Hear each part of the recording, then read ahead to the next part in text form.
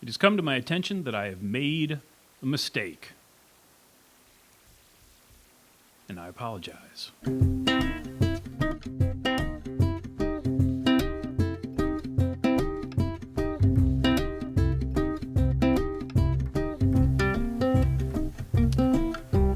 Welcome back, friends. Welcome back. I hope you're doing well. Had a good morning.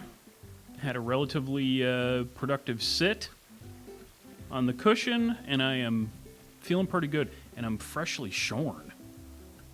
Looking sharp.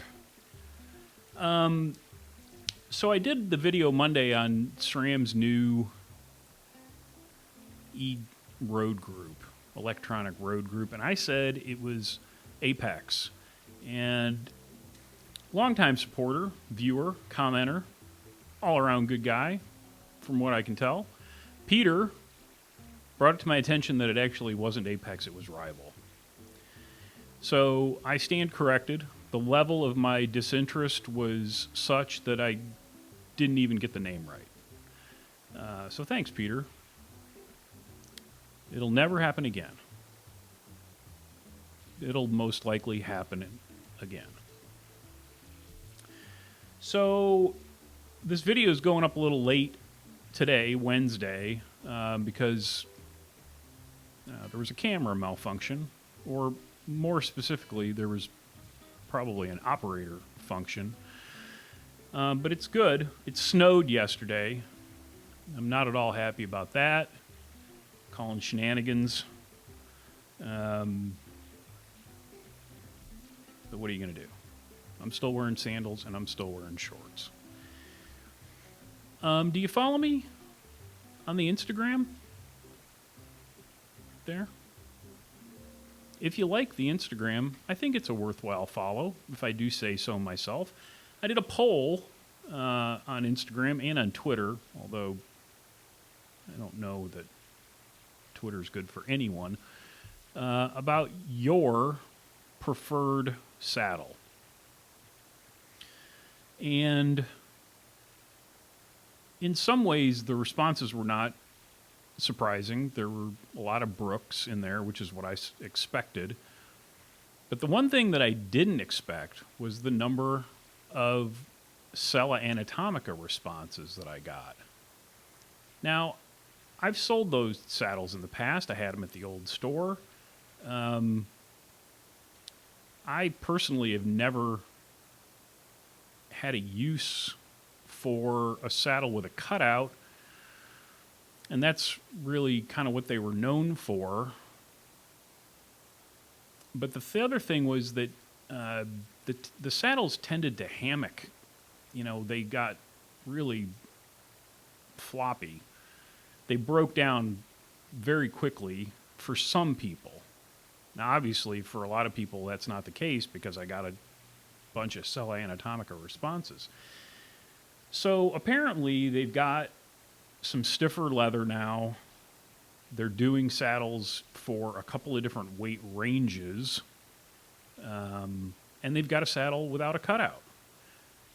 So I thought, well, maybe I need to go revisit this. So I bought a couple. I got one here with a cutout, and I got one without a cutout. And I'll mount them up and try them and report back. And if they meet with my approval, I'll buy some more. What is the simplest and sometimes most useful tool that you can have in your home shop or toolbox? The answer is something pokey. Something sharp and pokey and small, right? Something that you can get into a tight space if you need to pry something out. And it's absolutely, I've got probably half a dozen of them in the shop of all different kind of shapes and sizes. And, you know, there's a couple of them that are just sharp on the end. Then I've got one that is actually been ground down almost like a little screwdriver. And then I've got this one that Paul Swift gave me, which was designed to clean out cleats when you're trying to, replace somebody's cleats, and there's a bunch of stuff all packed into the screws. This was to dig all that out so you could, replace the cleats. And I used it for that on a couple of occasions, but more oftentimes than not, the way I use it is to open up cable housing after you cut it. And that's, if you only used one of these things for that, it would be worth it. You crimp a piece of housing, you cut a piece of housing, and it crimps that little sleeve that's in the inside. And so before you put the ferrule on and try to jam the cable through it, you just poke that down in there and open up that hole again. Makes the cable move a lot more freely. And, yeah, they're invaluable. I use them all the time.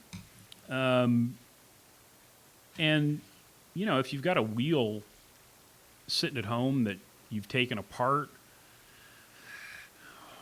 you can use that. And if you have a grinder, you can obviously do it yourself. If you don't, then, you just go to your local bike shop and you spend, I don't know, what's a stainless steel spoke cost now? 59 cents, something like that.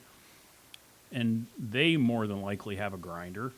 And you just put it on the grinder and sharpen it down to a point, and then, you can bend the end. I don't know if you can see that. However you want it. Give yourself a little handle, and Bob's your uncle. If you're really, you want to take it to the next level, and you know somebody in the medical field, ask them if they've got an old pair of hemostats that you can have. These were great when we were working on carbon bikes that had internal cable routing, but no tube on the inside to guide the cable. And a lot of times this was the only way that you could get that cable out the other end. So yeah, just a simple pair of hemostats. Those are handy to have too. Now, you may have noticed also in that list, hopefully I've still got it in my pocket here, when I showed you the kind of the close-ups of those pokey things, there was a coin. Now, I haven't used a cycling computer in a long time, but, if you use a cycling computer, you have to change the battery occasionally. And normally what you would do is stick a quarter back there, and then the quarter would dig into the battery door, and before too long, it was harder than hell to get it open or closed. And what I found out, I don't remember when I started carrying this, but it was after one of my trips to the Philippines. I would just carry a 10 peso coin. And it was just kind of a reminder of the trip, and also was, like I was hoping to go back. So I would carry this little coin. And what I found out was that this 10 peso coin is thick enough that it fits perfectly into the back of in my case, it was a Bontrager computer, the back of that battery door, perfectly. I don't expect anybody to go out and run out and try to get themselves a 10 peso coin, but, that's just a little added extra flavor for those of you who watch all the way till the end of the video.